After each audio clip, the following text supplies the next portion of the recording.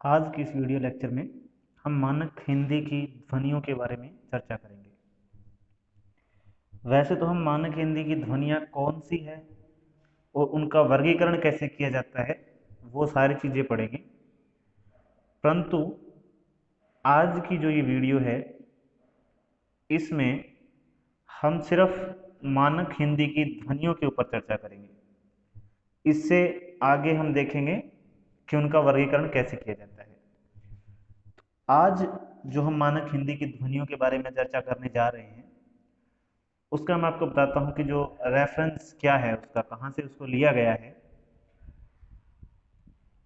तो जो हमारा मंत्रालय है जिसको आप MHRD के नाम से जानते हैं या जानते थे, MHRD जो मानव संसाधन विकास मंत्रालय है, मानव संसाधन विकास मंत्रालय,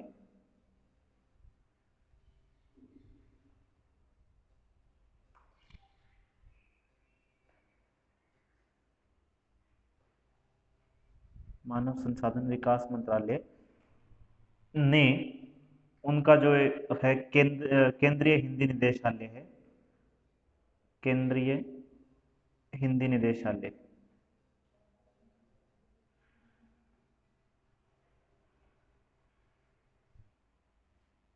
केंद्रीय हिंदी निदेशालय ने जो मानक ध्वनियाँ बताई है उसके तहत, उसके अंतर्गत आज हम जो है देखेंगे मानक हिंदी की ध्वनियाँ। और ये जो बताया गया है ये 2019 में जो संस्करण आप कह सकते हैं उसके द्वारा मैं आपको बता रहा हूँ कि 2019 में जो केंद्रीय हिंदी निदेशालय है उन्होंने जो मानक ध्वनियाँ, मानक रूप जो बताए हिंदी की, तो हिंदी की ध्वनियों का जो मानक रूप है, मानक हिंदी की जो ध्वनियाँ जो 2019 में मानव संसाधन विकास मंत्रालय के अंतर्गत केंद्रीय हिंदी निदेशालय है उसके द्वारा बताई गई ध्वनियाँ हम देखते हैं। तो हम साथ में ये चर्चा करते चलेंगे कि उनका क्या मानना है, उससे पहले या कुछ विद्वान क्या मानते हैं, वो सारी चीज़ें हम समझते चलेंगे। साधारणतः हम जो है हिंदी में ध्वनियों को 3 प्रकार से बांट सकते हैं। आप जैसे जानते होंगे ये सारी चीज़ें, स्वर, व्यंजन, आप उन्हें अन्य भी कह सकते हैं या अयोग वाह के नाम से कुछ विद्वान उनको जो है जानते हैं। तो हम इसे कह सकते हैं स्वर है, व्यंजन है और अयोग वाह ध्वनियाँ के नाम से जानते हैं वैसे। अब जो है जैसे मैंने बताया पहले ही आरंभ में कि हम आज वर्गीकरण पे ध्यान नहीं देंगे कि इनको कैसे वर्गीकरण करते हैं, वर्गीकृत कैसे करते हैं। आज हम देखेंगे है ध्वनियाँ है कौन कौन सी, किन ध्वनियों को माना गया है मानक, वो चीज देखने का प्रयत्न हम करेंगे। सबसे पहले हम स्वर देखते हैं, स्वर कौन कौन से माने हैं। अब स्वर को लेकर जो केंद्रीय निदेशालय है उसके कहने से पहले हम बात करें तो स्वर को लेकर कुछ लोग स्वर को जो है 10 से लेकर और 13 तक मानते हैं, यानी स्वर की संख्या को लेकर 10 से लेकर 13 तक मानी जाती है। अब देखते हैं ये कैसे मानी जाती है और हिंदी निदेशालय ने क्या माना है। तो जैसे स्वर को लेकर अब यहाँ लिखते हैं हम,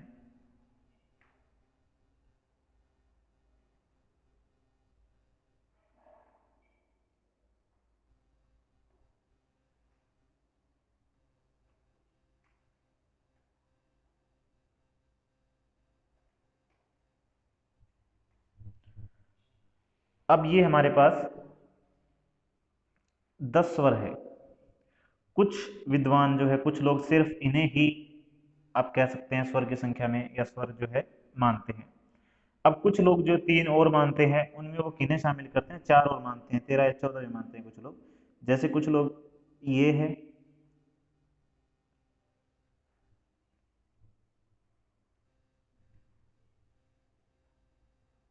ये है।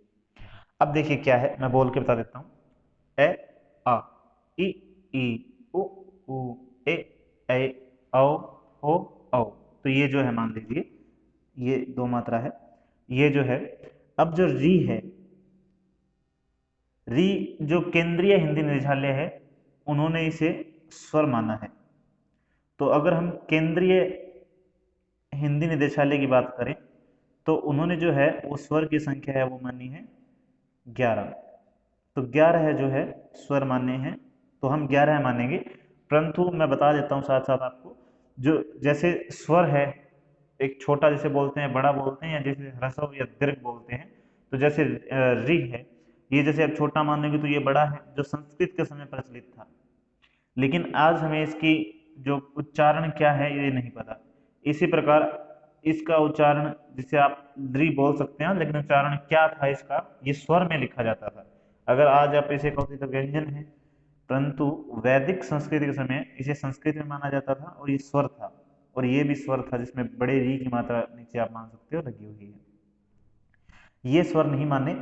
तो हम जो केंद्रीय हिंदी निदेशालय की बात करें तो सिर्फ उन्होंने कितने माने हैं स्वर की संख्या, उन्होंने 11 स्वर की संख्या मानी है।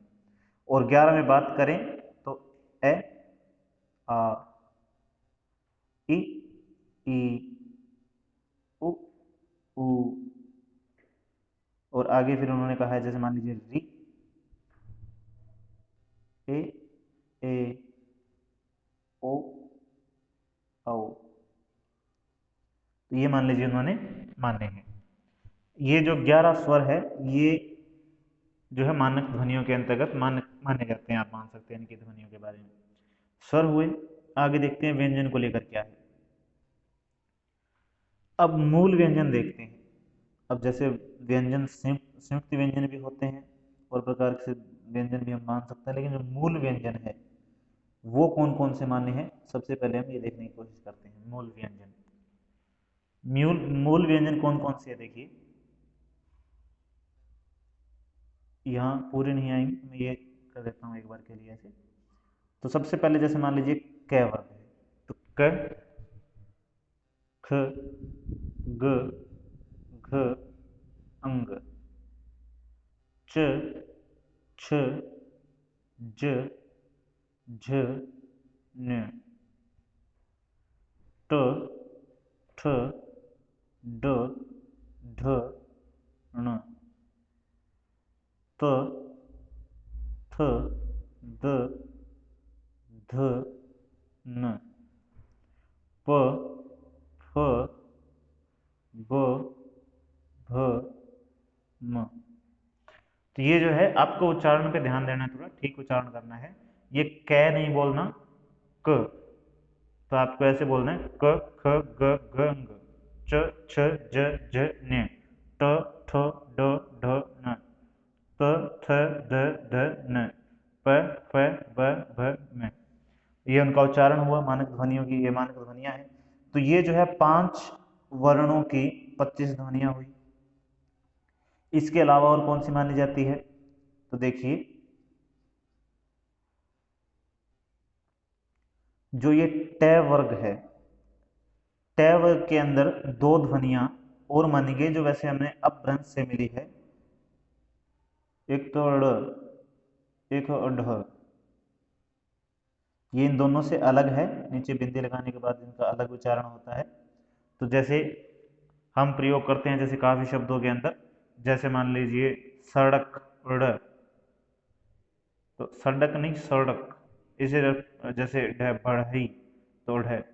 तो ये ध्वनियां हैं 25 और 2 27, तो ये 27 हुई। इसके अलावा और कौन कौन सी है देखिए।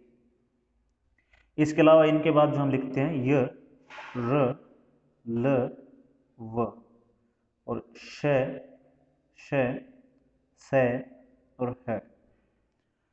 अब देखिए क्या है, ये हुई 4, य, र, ल, व, और ये हुई 4, श, श, स, है। तो देखिए ये दोनों जो श है, जो श, इनके उच्चारण में अंतर हमें साधारणतः नहीं पता। संस्कृत के समय अंतर पता था, इनमें अंतर कर पाना हमारे लिए थोड़ा मुश्किल है, पर इनमें और इनमें अंतर हम कर सकते हैं। ये श, ये जो है ये श, और ये है स।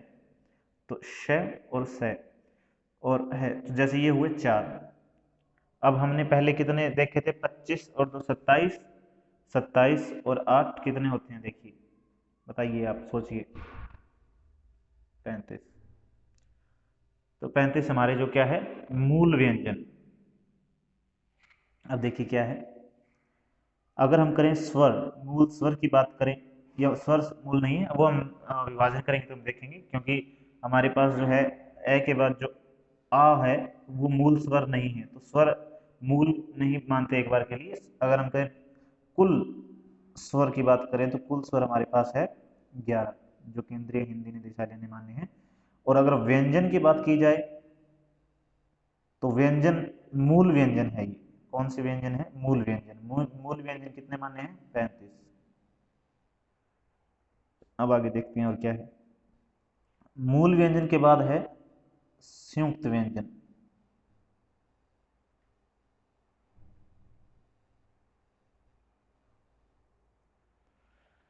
संयुक्त व्यंजन जो 4 है, श, त्र, ग, श, ये किस किस से मिलके बने हैं? तो श हलंत है ये, त्र,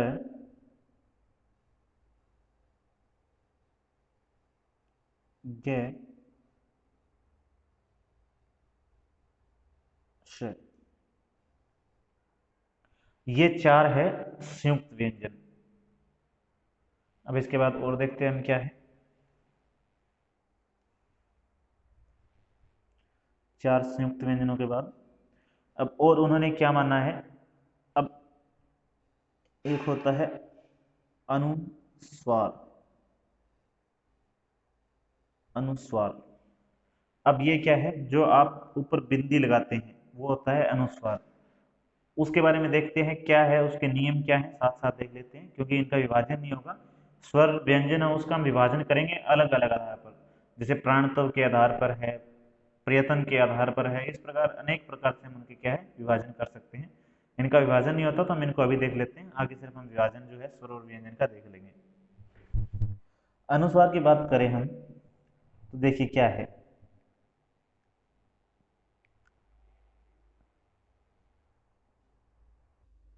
अनुस्वार के बारे में कहा गया, संस्कृत शब्दों में अनुस्वार का जो प्रयोग है वो वर्गीय व्यंजन जो वर्ण है उनसे, जो उसके मान लीजिए जो ये से लेकर है तक वाले हैं, वर्ग को छोड़ दें एक बार के लिए आप, ये से है तक वाले हैं, उनका प्रयोग वैसे ही रहेगा जैसे पहले होता था। जैसे कुछ शब्द है, मान लीजिए जैसे संयोग है, इनके नियम की बात करेंगे हम, पंचमाक्षर नियम, तो वो समझ लेते हैं पहले, आपको ये शायद जल्दी समझ आए, लेकिन एक बार देख लीजिए। जैसे संरक्षण है, अंश है, कंस है। अब देखिए जो अनुस्वार है उसके बाद जो आ रहा है वो क्या है, ये। इस अनुस्वार के बाद क्या है, रे। इस अनुस्वार के बाद क्या है, श। और इस अनुस्वार के बाद क्या है, स। तो ये जो है, ये क्या कह रहे हैं, ये से लेकर है तक जो है, ये, रे, ल, व और श, श, स, है। तो ये जो है मान लीजिए तीनों, जो दो श और एक स और है, ये 8 जो है, अगर व्यंजन अनुस्वार के बाद ये आते हैं तो व्यंजन का प्रयोग वैसे ही रहेगा जैसे चल रहा है, उसमें अपने को कुछ जो है छेड़खानी नहीं करनी, कुछ उसमें परिवर्तन नहीं करना है। इसके बाद इसमें क्या कहा गया अनुस्वार में, इसमें यह कहा गया है इसके बाद में कि जो पंचमाक्षर का नियम है, पंचमाक्षर जो पंचम वर्ण आप जिसे बोलते हैं उसका जो नियम है, पंचमाक्षर का क्या नियम है। जैसे मान लीजिए अब कुछ शब्द है, जैसे कि हम शब्द लेते हैं, जैसे मान लीजिए संबंध शब्द है। अब हमें एक जगह हम मैं का उच्चारण करते हैं और एक जगह हम अलग जो ध्वनि है उसका उच्चारण करते हैं, न का उच्चारण करते हैं। तो ये उच्चारण हम बिंदु एक जैसे हैं, अलग अलग उच्चारण क्यों करते हैं, ये पंचमाक्षर का नियम बताता है हमें। जैसे ये अनुस्वार है, इसके बाद में कौन सी वर्ण की ध्वनि है या कौन से वर्ग की ध्वनि है, तो वह जो है वो किसकी है, प, फ, ब, भ, म। तो ब जो है उस वर्ग की अंतिम ध्वनि कौन सी है, तो वो है म। और म जो आधा है इसलिए क्या है, अनुस्वार बना, तो इसीलिए हम ऐसे लिखते हैं। अब जो ये अनुस्वार है इसके जो बाद है वो क्या है, ध। तो ये कौन से में आता है, तो ये आता है त, थ, ध, त, थ, द, ध, न। इसमें न आता है, तो न आधा और फिर इसको हम ऐसे लिखते हैं, और इसी को हम क्या है, अनुस्वार के रूप में लिख देते हैं जब ये पंचम अक्षर का नियम लगे। यानी कि जो हमारा जो पंचम वर्ण है उसके बाद में अगर उसी वर्ग का वर्ण है तो ये नियम लागू होता है, इसको बोलते हैं पंचम अक्षर। जैसे एक दो उदाहरण हम देख लेते हैं यहाँ पे। जैसे ये शब्द है, मान लीजिए गंगा, तो अब देखिए ये अनुस्वार है और ये ग है अनुस्वार के बाद, तो ग जो है ग, इसका जो अंतिम है व्यंजन वो क्या है, अंग। तो ये क्या हो गया, ये ऐसे इसका मूल रूप है मान लीजिए, जिसको हमने बिंदु बना दिया। इसी प्रकार जैसे मान लीजिए चंचल है, अब अनुस्वार के बाद क्या है, च, और च का अंतिम है न्य, तो ये हुआ चंचल। तो इस प्रकार जो है पंचमाक्षर नियम है वो कार्य करता है। तो इन्होंने यही कहा इसमें कि पंचमाक्षर का नियम है वो हम ऐसे ही प्रयोग करेंगे, वो चलता रहेगा। इसमें आगे कहा गया कि अगर पंचमाक्षर के साथ कोई अन्य वर्ग का वर्ण आ जाए, जैसे मान लीजिए पंचमाक्षर कौन कौन से हैं, ये है, लेकिन ये कहा गया कि पंचमाक्षर जो है उसके साथ अन्य वर्ण हो। जैसे मान लीजिए क्या है कि अब जैसे ये है शब्द, इसमें तो ये है कि इससे पहले जो अनुस्वार है वो इसी वर्ण का लगा है, तो है, कोई दिक्कत नहीं इसके अंदर। लेकिन मान लीजिए जैसे कि एक शब्द है, जैसे मान लीजिए ये है वांग में, तो अब इसमें देखिए ये दोनों अलग अलग लगे हुए हैं, अलग अलग वर्णों से संबंधित है, तो इसीलिए यहाँ पे इसका अनुस्वार नहीं बन सकता। इसी प्रकार अन्य शब्द है, जैसे मान लीजिए अन्य, खुद में अन्य जो है, तो अब ये क्या है, यह है, जो न बिंदु नहीं बन सकता, ये यहाँ ऐसे नहीं बन सकता, ये गलत है। ये गलत क्यों है, क्योंकि जो ये है, ये इस न के जो वर्ण है, जो न का मान लीजिए वर्ग है, जो त, थ, द, ध, न, अगर न के बाद कोई भी इस वर्ग का, यानी किस में से, त, थ, द, ध, इन चारों में से कोई भी इसके बाद आए, यहाँ इसके बाद अगर इन चारों में से कुछ भी हो तो क्या है, वो ऊपर जा सकता है। लेकिन क्योंकि इसमें जो इन चारों के अलावा अगर वो कुछ भी आया, जैसे मान लीजिए कुछ भी शब्द है, मान लीजिए जैसे कि एक बार हम अन्य लिखते हैं दोबारा, अब न है इसमें आधा, मान लीजिए एक बार के लिए। अब क्या है कि न वर्ग के जो चार वर्ण हैं, उन वर्णों के अलावा अगर आधे न के बाद कुछ भी आएगा तो न का अनुस्वार जो है वो नहीं बनेगा। और अगर न आधा है और उसके बाद में इन चारों में से कुछ भी आ जाता है तो न क्या है, अनुस्वार बन जाएगा। सिर्फ इतनी बात है। आगे चलिए, आगे देखते हैं और क्या कहा गया। और इसमें यह कहा गया कि अगर दो पंचम वर्ण इकट्ठे आ जाए, यानी एक ही पंचम वर्ण है लेकिन वो दो बार साथ साथ आ जाए, तो क्या होगा, उसका अनुस्वार नहीं बनेगा। जैसे मान लीजिए ये दोनों आ जाए साथ में, ये दोनों आ जाए साथ में, ये दोनों आ जाए साथ में, या फिर मान लीजिए जैसे ये दोनों आ जाए साथ में, तो इसमें क्या है, ये नहीं बनेगा। ऊपर बिंदु नहीं लगा सकते आप, अनुस्वार का प्रयोग नहीं कर सकते। जैसे ये शब्द है अन्न है, जैसे इसके अलावा जैसे सम्मेलन है, ये कहा गया केंद्रीय हिंदी निदेशालय द्वारा। इसके अलावा कहा गया कि जो संस्कृत में, यहाँ तक अगर किसी को दिक्कत ना हो तो आगे बढ़ रहे हैं।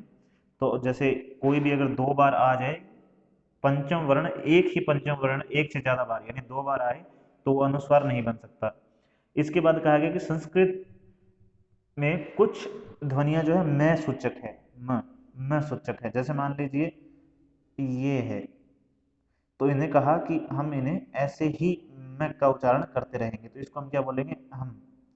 ऐसे ही जैसे मान लीजिए हम ये प्रयोग करते हैं तो इसको मैं की ध्वनि ही बोलेंगे हम, जैसे एवं। तो सिर्फ ये कहा गया जो ध्वनियां संस्कृत की ऐसे चल रही है उनको ऐसे ही चलने दिया जाएगा, उनके साथ कोई छेड़खानी नहीं की जाएगी, ये बात कही गई।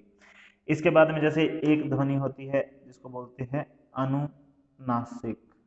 अनुनासिक के बारे में कहा गया कि ये कोई व्यंजन नहीं है, ये जो स्वर ध्वनि है उसका एक गुण है कि जब स्वर की ध्वनि मुंह के साथ नाक में से बाहर आए स्वर की ध्वनि, तो वो क्या होगा, अनुनासिक होगा। तो इसमें सिर्फ यही कहा गया कि ये क्या है, जो अनुनासिक है ये क्या है, एक तो व्यंजन नहीं है, ये सिर्फ इतना कहा गया कि जब जो है स्वर का उच्चारण किससे हो, मुंह और प्लस नाक, यानी मुंह के साथ नाक में से जब ध्वनि बाहर आए तो क्या है, जैसे मान लीजिए ये है आ, तब आ में क्या है, ध्वनि मुंह से आ रही है, अब नाक के साथ ध्वनि आए आ, ऊ, ए, तो इस प्रकार जो है ये क्या है, अनुनासिक स्वर है, आप कह सकते हैं ये बात यहाँ पर। इसके बाद है विसर्ग।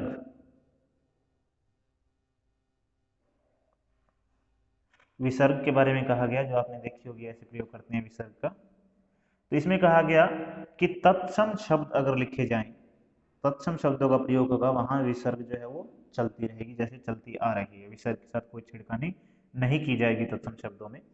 लेकिन ये कहा गया जहां विसर्ग का प्रयोग लुप्त हो गया, यानी कुछ शब्द ऐसे हैं जिनका हम बिना विसर्ग प्रयोग करने लग गए, तो वहां पर वो क्या है, प्रयोग जो है वो चलता जाएगा। लुप्त है वहां लुप्त हो जाने दो, उसमें कोई दिक्कत नहीं है। जैसे आज दुख शब्द है हम लिखते हैं, तो दुख शब्द के बीच में जैसे एक तो आपने ये देखा होगा संस्कृत का शब्द हो अगर, तो उसमें ऐसे बीच में बिंदु लगी हो और एक ऐसे लिखते हैं, तो जैसे हमने क्या है बीच की बिंदु आज हटा दी और ये प्रयोग चल रहा है बिल्कुल ठीक ठाक, तो ये क्या है, इसमें हमें दोबारा विसर्ग लगाने की कोई जरूरत नहीं है। तो जहां चल रहा है वहां लुप्त हो गई, वहां लुप्त हो जाने दो, उसमें कोई दिक्कत नहीं, लुप्त हो गई वहां। लेकिन तत्सम शब्द जहां लुप्त नहीं हुई वहां प्रयोग करोगे तो विसर्गों का प्रयोग आपको करना पड़ेगा। इसके अलावा कहा गया कि कुछ तत्सम शब्द है उनके अंत में विसर्ग का प्रयोग जो किया जाता है वो वैसे ही चलता रहेगा। जैसे कुछ शब्द है, जैसे हम कहते हैं पुनः, है का जो हम ध्वनि निकालते हैं विसर्ग के साथ, जैसे तो प्राय है, जैसे अंत है या अतः है, जो है अतः है, इसके बाद में पूर्णतः है, तो ये जो है मान लीजिए ये अंत में जो है ये चलता रहेगा जैसे चल रहा है। इसके बाद में कहा गया कि जो हल चिन्ह जिसे बोलते हैं, जिसे हम हलंत भी बोल देते हैं, हल चिन्ह, चिन्ह, ये क्या है, ये जो है ये व्यंजन को आधा दिखाने के लिए प्रयोग किया जाएगा। और इसके भी वैसे तो पूरी इसके अलग व्यंजन है कि किसके साथ हम हलंत लगाएंगे और किसके साथ नहीं लगाएंगे, ये नियम भी हम जो है आगे देखेंगे। लेकिन एक बार के लिए हम सिर्फ मानक जो ध्वनियां हैं और मानक क्या क्या है वो देखने का प्रयास कर रहे हैं अभी सिर्फ। आगे कुछ आगत वर्ण भी माने गए। आगत वर्ण हम पढ़ेंगे कौन कौन से है अब। तो आगत वर्ण में एक तो माना गया अवग्रह।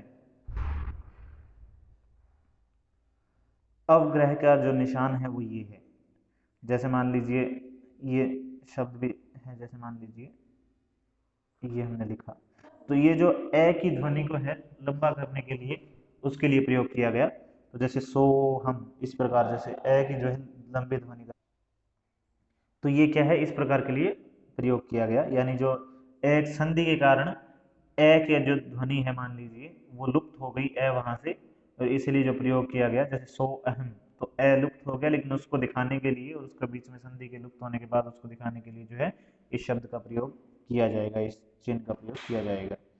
इसके बाद में जो है मान लीजिए एक जो है अर्धचंद्र जो है आगत ध्वनि है जो हमने ली है, जैसे आपने देखा होगा कुछ शब्दों का प्रयोग, जैसे मान लीजिए ये है, ये जो है मान लीजिए इसको हम ऐसे लिखते हैं, जो अगर अकेला लिखना हो तो बिंदु नहीं लगाते, सॉरी,